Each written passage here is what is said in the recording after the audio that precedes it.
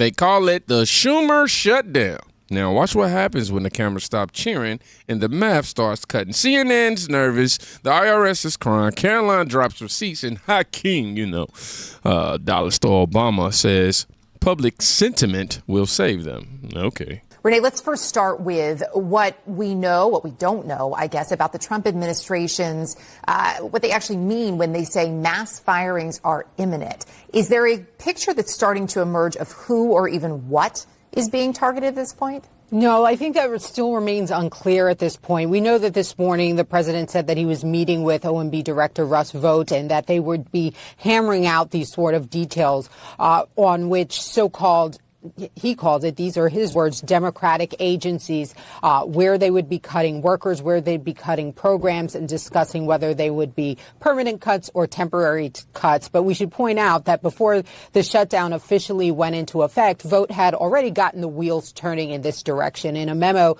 to agency heads, he told them to consider mass layoffs for employees working on programs and projects whose funding will lapse, and there's no other source of funding available, and it's also not aligned with the president's agenda. So those were the three criteria for people working in programs that they say they would cut.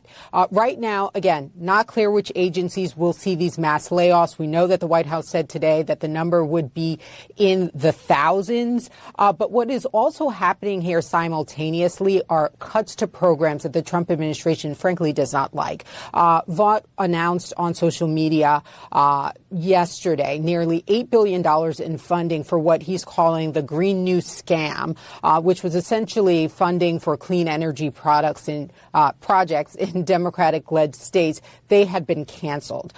What is worth noting here, Erica, is what's different with this shutdown. In shutdown, compared to shutdowns in the past, we're seeing the president out front and in center, not necessarily negotiating an end to the shutdown, but instead saying he'd use it as a, quote, unprecedented opportunity to really make things painful for the Democrats and ultimately continue to hollow out the federal workforce as he had been doing and eliminate programs that he doesn't like. And that is very different from what we have seen with past shutdowns, Erica. Yeah, it certainly is. And Selena, I know you also have some new reporting specifically regarding furloughed workers at the Department of Education. Now, that wasn't analysis. That was a fire drill. Mass layoffs, permanent cuts. Translation. The gravy train heard a brake squeal. If your plan collapses the moment taxpayers stop subsidizing it, maybe, just maybe, it wasn't for the people.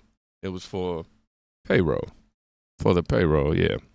And when Trump was asked about, this point blank, if he uses the shutdown to cut bloat, all the bloating, he didn't blink. There was an OMB memo going around suggesting that there might be firings during the shutdown. Do you think that will happen if the shutdown goes for a little bit of time, sir? Well, there could be firings, and that's their fault. And it could also be other things. I mean, we could cut projects that they wanted, favorite projects, and they'd be permanently cut.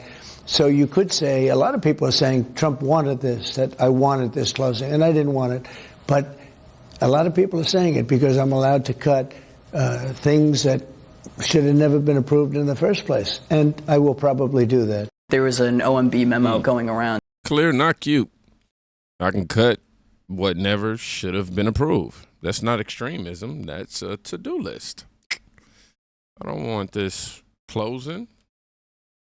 But if Schumer sprints into the wall, don't blame the guy pointing at the exit. Cut waste sign.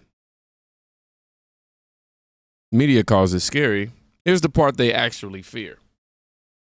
The mechanics. So, McKay, first of all, fascinating article. And it made me think about how you talk about kind of Russ Vought as, I'd say, the opposite of Elon Musk. He was brought in to head Doge, but he was kind of improvisational, to say the least. But when you talk about Russ Vought, he was always there, right? Quietly, strategically, planning a way. So my question to Michael's point is, what are you watching for next as the two men, the president and Russ Vought, are meeting?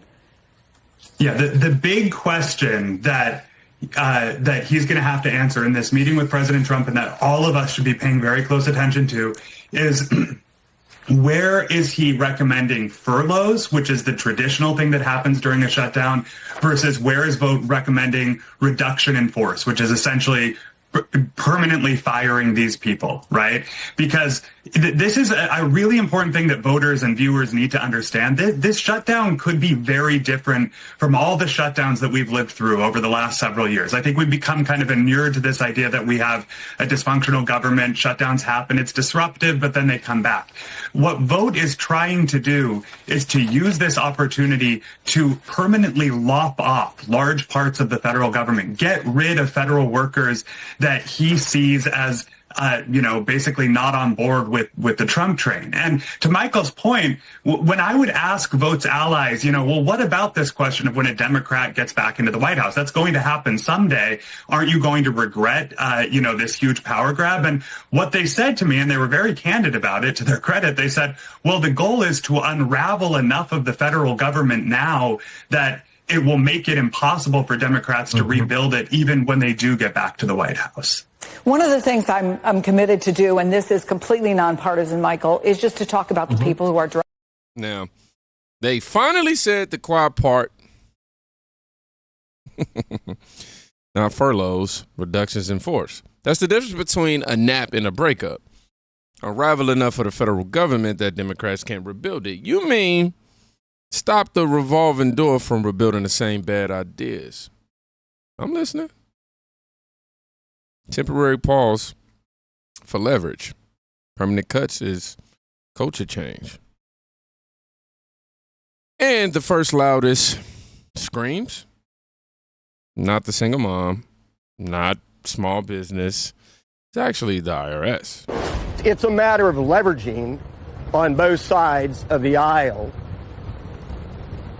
But the American people, the American taxpayers, the American workers, government workers need to be put first.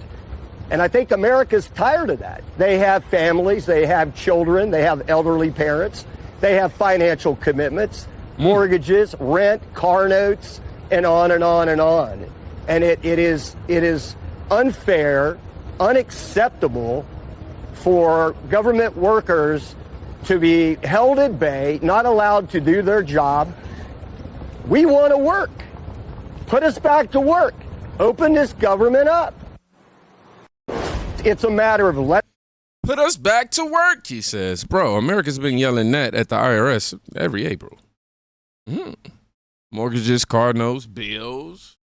Welcome to the life you audit. Maybe don't aim those penalties at people funding your job. If the shutdown makes you learn the code, at least ship the refund site first. Meanwhile, at the White House podium, Caroline asks a question nobody on the left seemed to want to answer.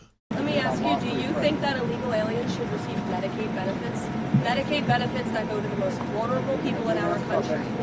That Medicaid benefits that were designed to help low-income families and Americans in our country. And what the Biden administration did, Gabe, is they allowed tens of millions of illegal aliens from all over the world to come into our country, yes, and they paroled them into the system. And you cover immigration, you know well, it was a complete abuse of our immigration system. And they slapped a Band-Aid on these illegals. They called it temporary protective status. And then they allowed those illegals from all over the world to get free benefits. And you know who would like free benefits? Hardworking Americans who work their butts off every day, who are living paycheck to paycheck because of the Biden-induced inflation crisis. And there were higher wait times at hospitals under the Biden administration. We saw these illegals committing crimes all over our country, and they're getting things for free. That is fundamentally unfair, and this administration is not going to support. The question is simple. Should illegal aliens be prioritized for benefits over citizens living paycheck to paycheck? Simple enough. If your answer is yes, say it loud so every working American hears you. If your answer is no, stop hiding loopholes behind pretty acronym. But Hakeem, dollar store Obama, says public sentiment will force Republicans to cave. Let's test that. Dynamic, and given the way that the president has been tweeting memes about you, has been, in your words and the words of Democrats, already dismantling healthcare, what makes you think that he will negotiate anything? What makes you think that he and Republicans will cave to you? Public sentiment. At the end of the day, the public knows that Donald Trump and Republicans have shut the federal government down, and that they're continuing to engage in the chaos and the cruelty and the corruption that we've seen from this administration from day one of the presidency. Again, this is the first week of their shutdown, but we've had months of chaos and cruelty unleashed on the American people. And the American people are paying close attention. And they know that it was Donald Trump and Republicans who have shut the government down.